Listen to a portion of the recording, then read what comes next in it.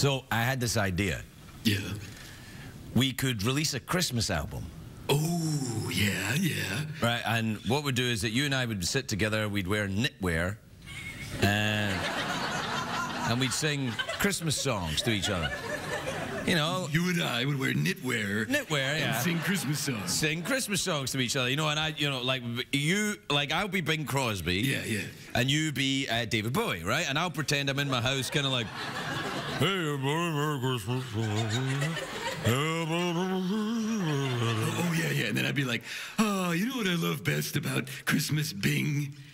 Yeah, Davey? Those balls. No, you're just making a balls joke out of Christmas. No, I'm just saying, like, Christmas balls. And we could sing a Christmas song. balls on the Christmas tree. Yeah. Christmas balls on the Christmas tree. Oh, there, what fun we will have with the Christmas balls on the tree.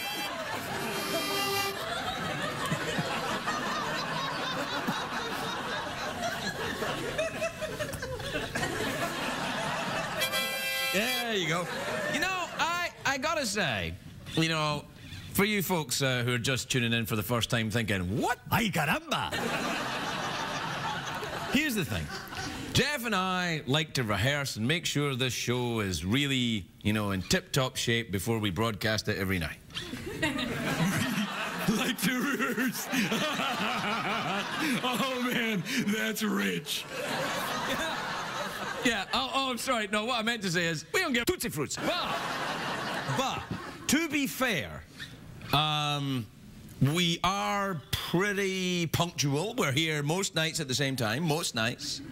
Well, I can't really go anywhere, so I'm always on time. And we do enjoy your company. That's right. We like to think after all this time that, you know, you've been watching the show, you know, which must be close to 3.5 minutes now, that we've come to be family. So we welcome you with open arm. We'll be right back, everybody.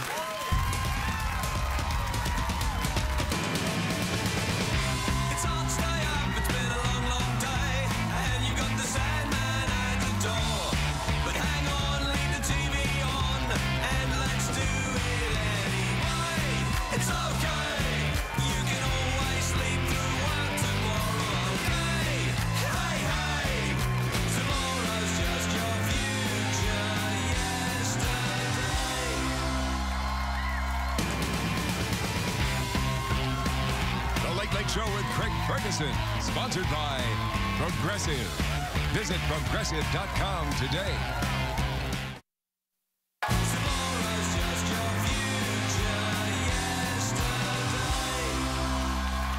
Ladies and gentlemen, Craig Ferguson.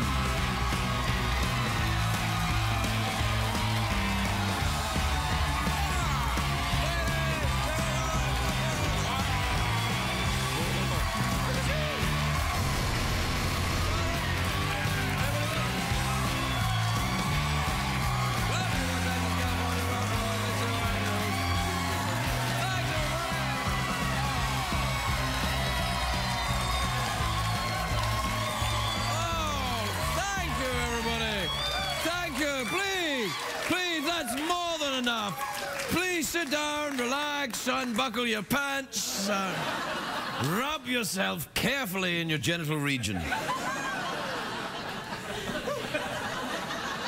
You too, Jeff. Balls.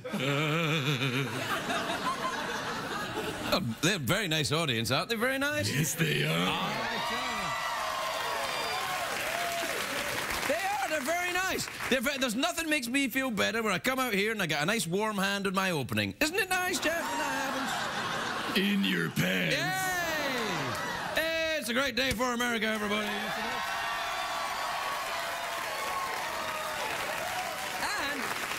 And it is a great day for our friends in Australia. Our dingo, Bobby.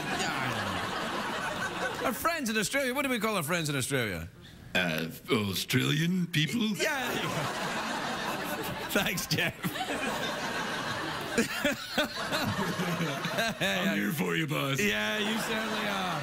All right, and anyway, in Australia, a forklift driver spilled more than $1 million worth of wine. The spill was so bad, they had to use special tools to soak up the wine. The special tools are called Australian people. That's what they're called. Dingo, baby. Oh, most delicious accident ever. Tonight, of course, is a great day for me because it was the season premiere of Project Runway. Oh, yeah! It is, in fact, their 9th season. I love that show. Do we have a poster for this year's show? Whoa, hey! That's what I call extreme. Can we see it again? Look at that. Now, listen. All right, that's enough. You should never use scissors while you're in the nude. That is, if you look at that there, you see, Heidi, that's very dangerous. I actually had a horrible accident once doing that. I won't go into the details, but let's just say I cut off my penis. Thankfully, it grew back because I'm a starfish.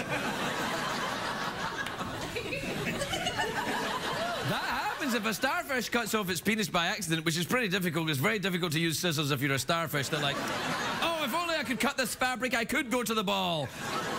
Instead, I'll just sit here on this rock. Anyway, look, I probably shouldn't admit this, but I only watched 3 shows, Project Runway, Mythbusters, and a hidden camera I have set up in a friend's bedroom. That's right, Bob Saget. I see what you do there.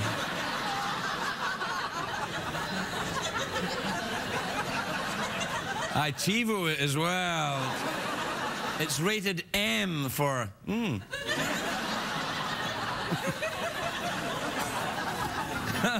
I watched the first 8 seasons of Project Runway, so I kind of feel that, you know, everyone on that show is a member of my family because they're all bitchy and they never call me. And you know my family? On the I mean that in a loving way, of course. On this season, though, they're going back to basics. There's no more challenges with weird material or anything. I mean, come on, who would wear a dress made out of meat? All I want to see is young, hungry designers with a passion for fashion and a willingness to verbally bitch slap each other when they get kicked off. I love that. A couple of secrets have leaked out about this season, though. Apparently, Kim Kardashian is going to be a special guest judge. So clearly, one of the challenges involves designing clothes for someone with a huge ass.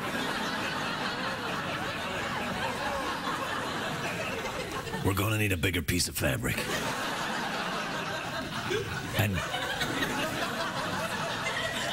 And close the beaches. Close the beaches? Why? I just like saying that. Close the beaches. I've always been fascinated by fashion and fashion designers. In France, when we were in France recently, I met Christian Louboutin, who's a very famous designer of beautiful women's shoes, the very distinctive bright red soles. And Christian told me the red soles make women think of wanton sexuality. And I think he's right. Bright red always makes me... I'm very sexy when I see the bright red. Oh, I love it. That's why I could never go back to Target.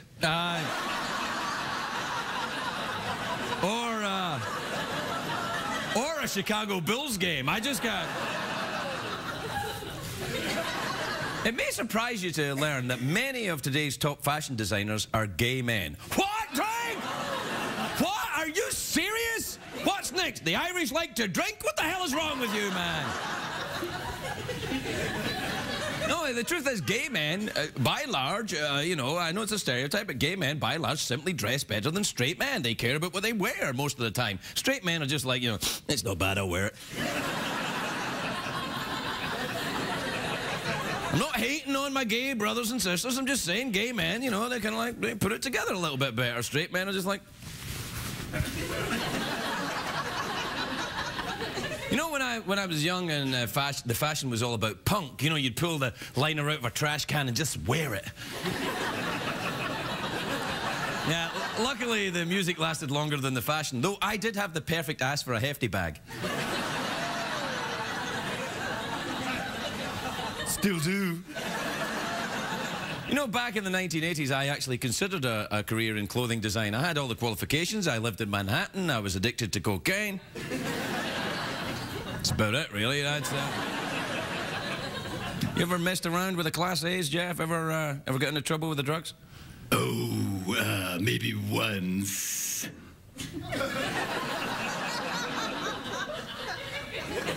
Like right now. Come on, you're just messing around. Do you enjoy the Project Runway? Do you enjoy the fashion? I know that you always are such a fashion plate out here with a different look every night. I certainly am, Craig, yes. I've got my beads on that I got from different parts of the world. And my suit that I found in a dumpster. How did you find the suit in a dumpster? I've never seen you move from that podium. Don't test me, Ferguson. I will test you. I will test you until you're ready, and when you are ready, I will send you out into the world to walk the earth. The hell? Yeah. You know, like in Kung Fu when he walks the earth. Yeah. Yeah. I'll go out there and I'll kick some ass. Yeah, that's right, yeah. Kwai Chang Kane walking from city to city, kicking people's asses for being mean to him. Yeah, watch out, suckers. No, he didn't say suckers. Oh. That was didn't Mr. T say suckers? No, he said, I pity the fool. I pity the fool. Hey, he used to wear a lot of beads too, like... Yeah, and he had a mohawk like this. Yeah, that's true. You're kind of like the thin, white Mr. T, aren't you? Hey. That's what he would sound like, I think. That's what he would sound like? Hey! Hey! Hey, bad guys. Nothing like Mr. T. What? You know what time it is? Go ahead, hurry up. Oh, yeah. Coming up, it's an all-new episode of GP and the Fergs. The Fergs is making time with the drug lord's woman, and GP's got to bust him loose. What happened with the drug lord's woman? Yeah, you're making time with the drug lord's woman. Making time? What, you mean getting it on? Yeah, baby. Yeah, getting it on? Yeah, and I'm like, hey, man, snap out of it. And I'm like, no, man, I love her, come on, no! And then there's like an explosion. We'll be back after this. Welcome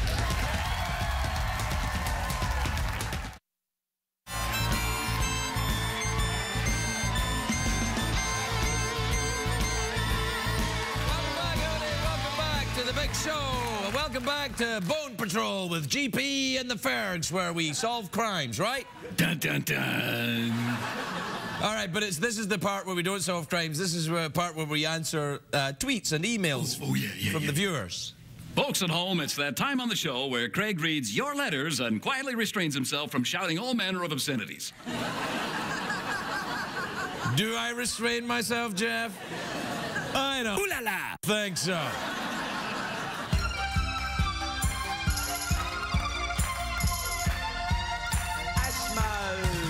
Send me your tweets, send me your email. I am not man, nor am I female. They call me synthetic because I'm a sheep. I call them pathetic and like tambourine. And your emails. Your emails. All right, this is from Sarah in Albany, New York, who says, hi, Craig and Jeff. I have a very large nose and I'm considering plastic surgery. What do men really think of plastic surgery? Is natural better? No. It's not better. It's just different. Let me tell you the truth about what most straight men think about plastic surgery. We can't see it. We are blind to it. It doesn't register. For example, I will see a woman with very large breasts. My wife will say, oh, these breasts are false. And I'll say, I don't care.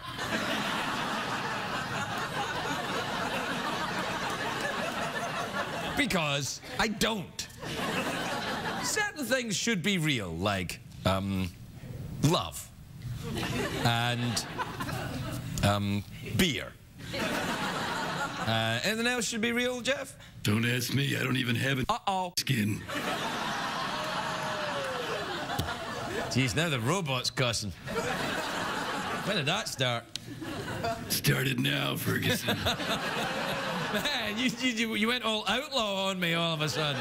Yeah, that's it. It's the new GP. No, knock it off. I like the old one. All right. Well, that was a tough argument, but I think I won in the end. No, yeah, you know, if you're unhappy with your face, go ahead and change it. Don't accept yourself. That's the loser's way. All right.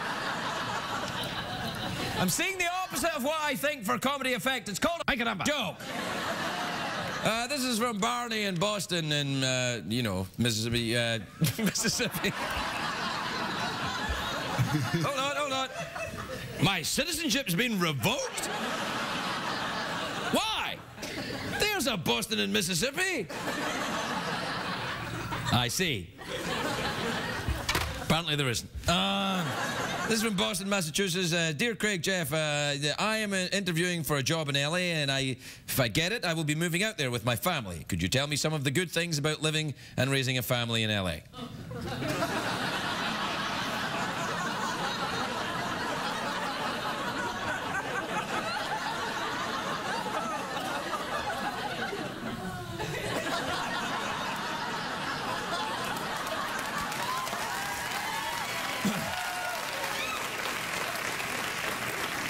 This is from Chris in Pasadena in California. It's just over there, actually. You can probably see it out the window there.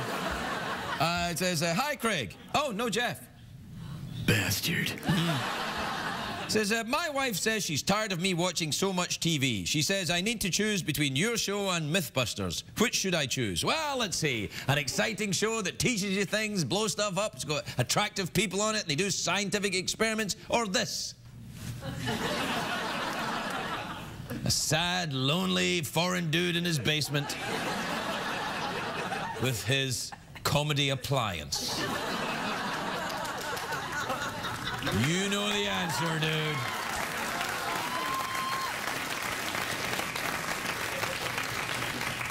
I mean, what? That's my new thing. I'm going to try it. What do you think? I like that. Yeah, you do? Yeah, you do it then.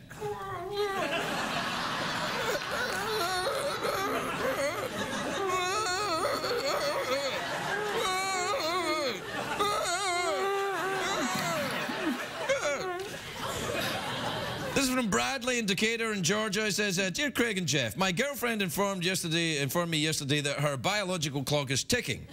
We've been dating 5 months. Should I run in the other direction? Jeff? This is from Michelle in Honolulu, Hawaii. Michelle's an eagle.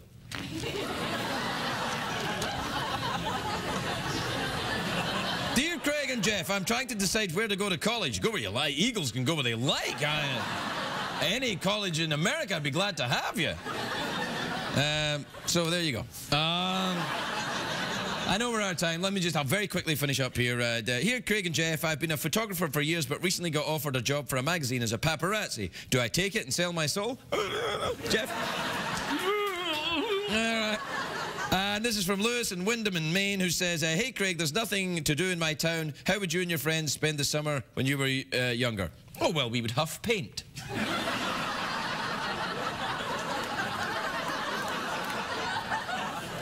Don't do that. I know, but you mustn't. You know, you don't. It's not even. You know.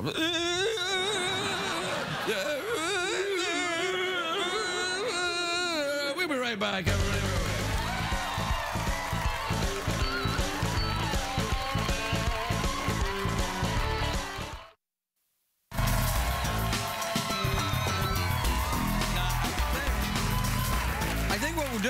I think we'll be right with you. I think what we should do for the Christmas album is that you be Bing Crosby and I'll be David Bowie. Okay, yeah. All right, let's try a little bit. Do the thing then.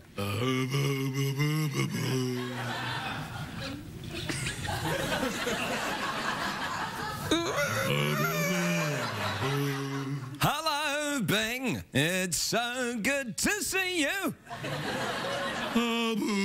Yeah. All right, my first guest tonight is a very talented, beautiful actress. She's on web therapy. She's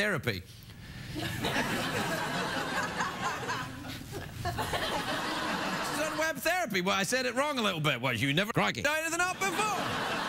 She's on web therapy. It's on Tuesday. It's on Tuesdays, on Showtime. Oh, for goodness sake, take a look at that. Never even been slightly interesting until this. I like this. Lisa Kudrow, everybody. Lisa.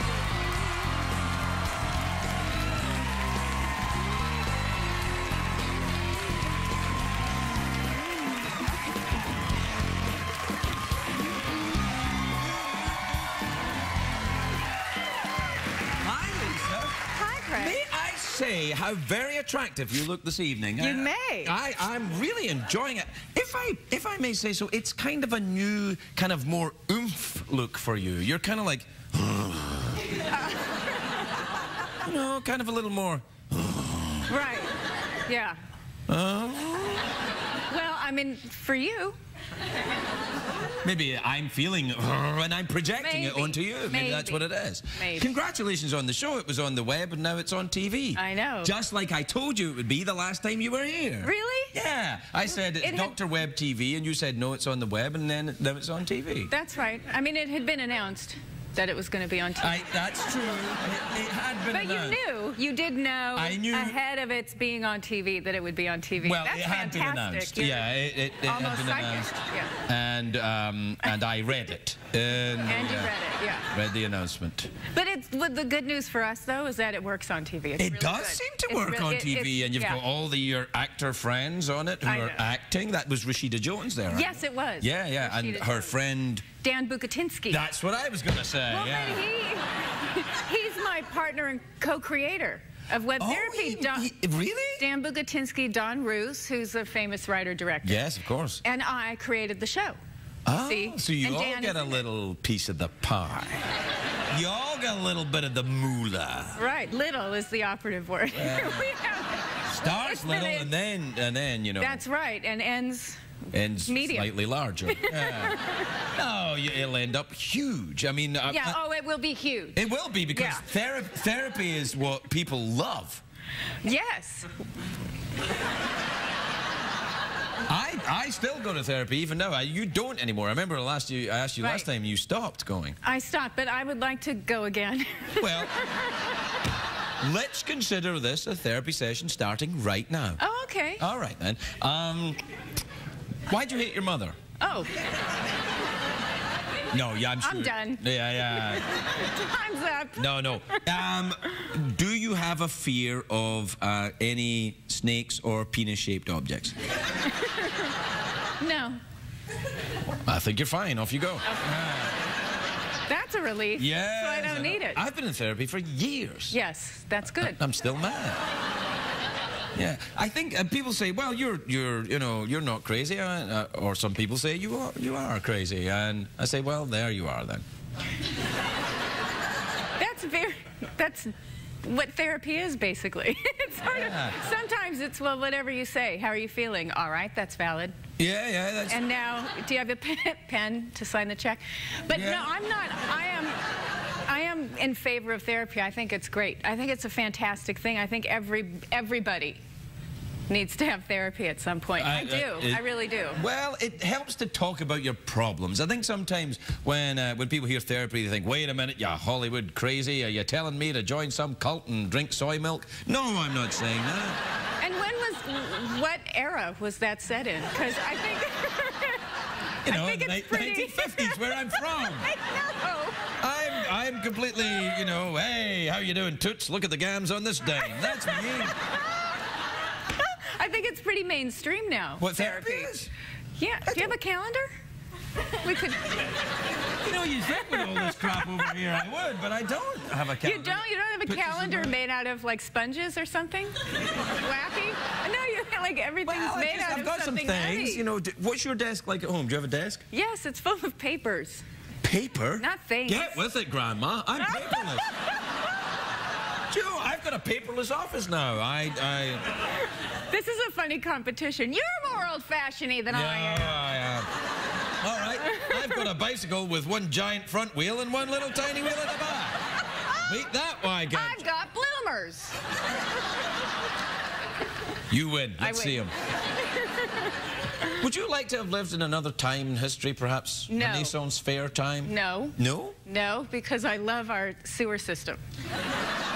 Well, To be fair, the Hittites developed a sewer system many thousands of years ago. Yeah, the Minoans also. Minoans are renowned for their clean and sanitary water supply. That's right. No, that's true. That's all true, but did they have toilet paper? You see? Yeah, There's always something. You have me. All right, then what about moving up through history? Perhaps the Renaissance Europe, the end of the Dark Ages, the flourishing and the beginning of the Enlightenment, the crawling out of the Dark Ages into the light of modern thought. What about then? Did they have toothpaste? No. Then I'm out. They were getting towards toothpaste. They were just starting with the, wait a minute, I think the sun is at the center of the solar system. Right. Let's figure that out first, and then we'll go for toothpaste. That's right. What they call it. Yeah. Do you watch Mythbusters? No. So if you had to choose between this show and Mythbusters, it'd be pretty easy. Oh, this show, yeah.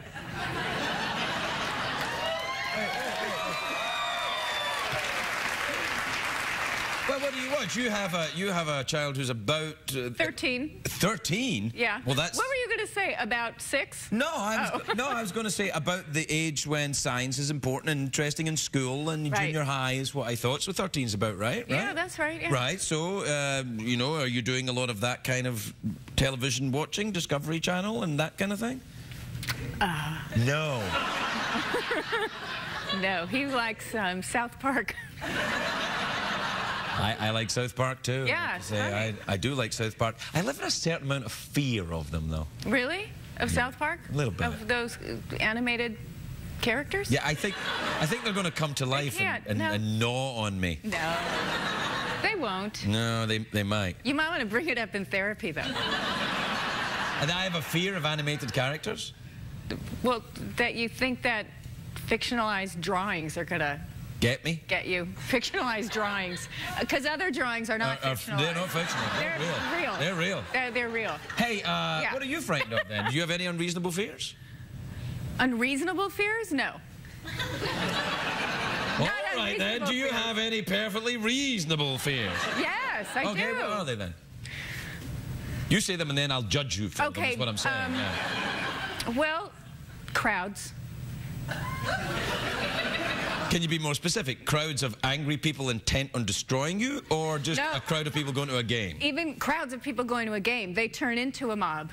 They get, you know, all revved up and angry, and then next thing you know, you're trampled because you're trying to get out. I think you're thinking of Buffalo. Really? Yeah. I think you're mistaking crowds for Buffalo. No! At clubs and things, they always have I mean, once every 7 years, they have that story about people who got trampled in a club. By Buffalo in a club? Trying to get out. I'm getting out of here. No, people. I think people are dangerous animals. They are the most dangerous animal of all. That's right. I think so. That's right. I wasn't trying to get all heady, but I mean, I do think so. That's what I would say if I was a Bond villain. And now I have the most dangerous animal of all. Man. Would you ever go hunting a human and, you know, just for sport? Never. No. I'm a decent person. If nobody knew, right? And it was someone you hated, like a studio executive or an agent or something, and you could hunt them down in the jungle and kill them. Wouldn't you just, you know, do it? No. Neither would I. I wouldn't do that either. I don't, and I'm afraid of hunting. I would never go hunting. It's people with guns. Anything can happen. Look at Dick Cheney, even. You'd think he knows what he's doing. He's a smart guy, and yet blew someone's face off. Wait, slow down. What? Dick Cheney we're talking about here. I met him, by the way. Right, but I didn't say anything bad. I said he's a smart guy, and then look. No, that's when you said smart guy. That's when you lost me. I've met him, and I'm telling you. No. Yeah. He has massive hands. What? Massive hands. You're kidding. I'm not kidding you. What they are does that massive. mean? And how do you know? Because I met him. I shook his hand and I was like, I'm like a Tyrannosaurus Rex here. He was like, whoa. I was like, ah.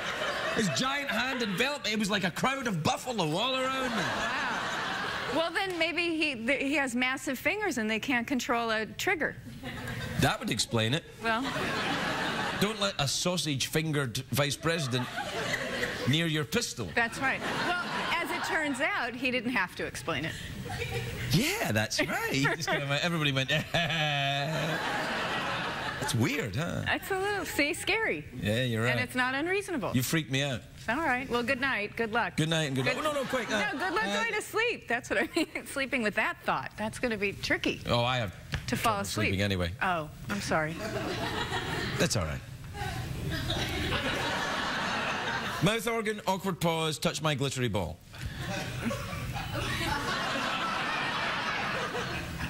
Don't choose touch my glittery ball. I'm not. Good. I'm participating in the second one. Awkward pause. Awkward pause.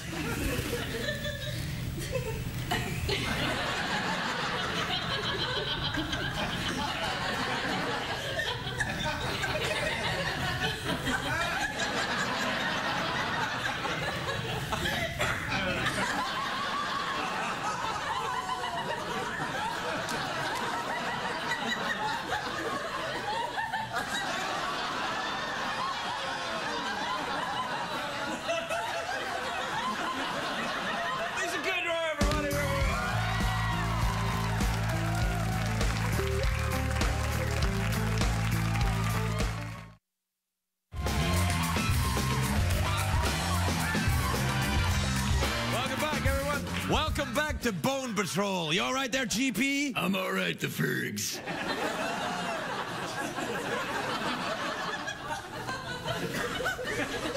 My next guest is a best-selling author. His new book, Sex on the Moon, is in stores now. Please welcome the very talented Ben Mezrich, everybody. Ben Mezrich.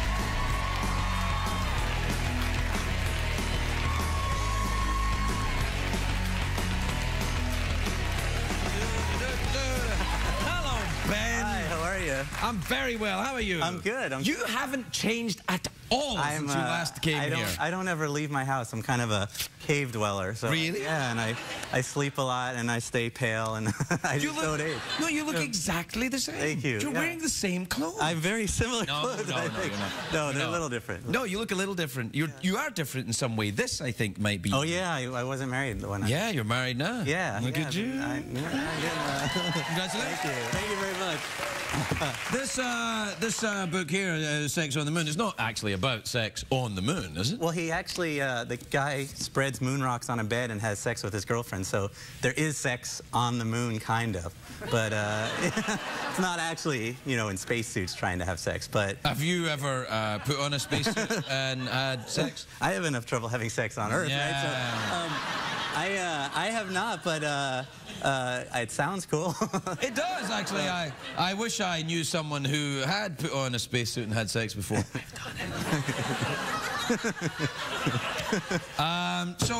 Oh, listen, The Accidental Billionaires did great, didn't it? Yeah, that was fantastic. That was about the Facebook. Yeah, Facebook guys, the giant twins, the Winklevi. Yeah, it was. It kind of got crazy. And then they made the film about it, the Social Network, and then everyone went crazy. Everyone won Oscars. You won an Oscar. Well, I didn't. I got mentioned, but I didn't win any. No, that's the same as winning. Yeah. Okay. Yeah. That's what my parents said. Yeah, that's the same as winning. You won an Oscar, and your wife, I think, won an Oscar. My wife dressed me, so that was pretty close to it. But no, yeah. Now this is not fictional though. This is true. It's true. A kid robbed NASA. He was in the astronaut training program essentially, and he fell in love with a girl.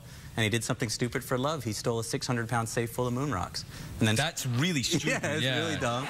Spread them on a bed and had sex on the moon, and then tried to sell them over the internet.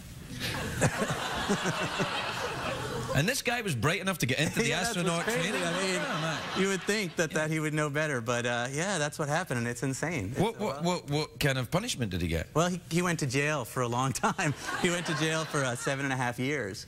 And he thought it was like a college prank, but NASA didn't think so. So, yeah. Wow. What was the charge? Stealing other planets? It was like shutting down. Well, it was stealing moon rocks and then shutting down a government operation. That's what they said, because they had to. Because he used the moon rocks. They were contaminated. They were contaminated. They were chemically contaminated. Scientifically. Yeah. Right. Yeah. You know, and were they contaminated? They were. From what I understand, they were contaminated. Oh, yeah. So, now, did he do this to impress this girl? Impress a girl. Yeah. What kind of a woman is this?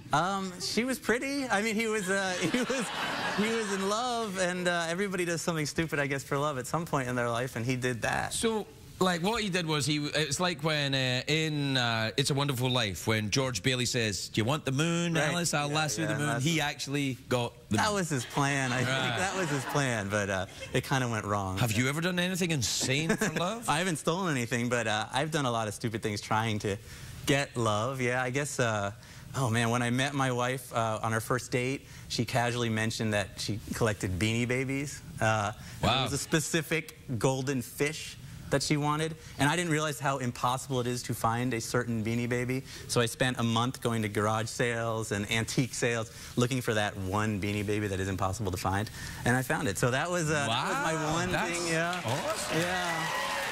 But yeah, I mean, I spent a lot of time trying. Did you ask her to marry you after you got the Beanie Baby, or No, did you wait it was a little while longer than that, but I think that's what won her over. And she, that won her over, the Beanie Baby? I know, that was the beginning. Well, that was... Your house must be crazy. Yeah, I don't get out much. Like, are you going? Listen, let me ask you a question. Are you going to, or did you enjoy the? Did you enjoy the Comic-Con? I love Comic-Con. I was not there. I wish I was there, but really? Did you go last year? No, you know, I'm always. You're a Comic-Con guy. You should be at Comic-Con. Yes. Comic-Con. I am admiring your TARDIS, but you like the Doctor Who? I love the Doctor Who. Oh yeah, I love the Doctor Who, or as we call him, the Doctor. The Doctor. Now, it's beginning to gain popularity in the United States. I think. People are watching it now. Right. Yeah. Yeah, but I'll have to move on if it gets too popular. I'll have to find something more obscure to enjoy. Yeah. More obscure and geeky than that. Yeah, you have to find something really geeky, like, you know, the Bug Channel or something. Do you do all that? Do you find yourself drawn to the kind of, if a lot of people like something, you find yourself drifting away from it? Well, I mean, it doesn't. It happens just randomly, because when I like something, it's usually something other people don't like, and then that happens to me. I completely agree. No, and sometimes when I see a lot of people rocking out to a certain type of music, I won't say any names, for example, Bieber or something like that. Bieber. Yeah. Right. Well, I think, well, that's not for me. That's for young girls, so it's not made for me. But if I see, you know, people really enjoying the work of certain artists that I don't enjoy, I'm like, what the hell is in this for them? And there's millions of them. Oh, this is so awesome. And I think, no, it's not awesome. It's rubbish. And then I'm like, oh, everybody check out this obscure Belgian punk rock from the 1970s. And they're like, that's crap. Yeah. It makes me feel lonely. You ever feel lonely? I used to feel lonely a lot. I feel lonely sometimes, yeah. I feel lonely here. Right. No, just here sometimes in this little basement, you know. Yeah, the dark. Yeah, that really helps. Patronizing me. The pity is good. I know, that's what lonely people need. Pity and scorn. Yeah. Would you ever like to go to space? I would love to go to space. Yeah, I think it'd be, but I'd be scared. I mean, I'm kind of terrified of the idea of going You don't think the people that go to space are scared? I think they're probably pretty scared. Yeah, but it would be awesome. But now you'd have to do it in Russia, I guess. So yeah, you can't do it anymore. No, we're not going. We're sending robots up to space. You know, like that kind of thing. Well, we're done here. Mouth organ. Awkward pause, touch my glittery ball, or the very rarely offered geek option, rub my TARDIS. Oh, I would absolutely love to rub your TARDIS. That would be my first choice. If I can do that. Yes, you do that? No, stay there. I'll bring it up. Yeah, I can't. I think only Neil Gaiman was allowed this. He was the last person allowed this. Do you read the Neil Gaiman? I love the Neil Gaiman. Oh, he's a talented writer, isn't he? Did you read American Gods? Yeah. Oh, that's great. Freaky. Yeah, scary. Yeah. That woman that has sex and then. Crazy. Oh, this is awesome. All right, you ready? Now, take your time. All right. That's enough. It was too weird for you. Yeah. No, you know, I can't let you touch it. I don't think I let Gaiman touch it. Did I let Neil Gaiman touch it? Did I? All right, then you can touch it. I'll just touch it right here. That's enough. All right.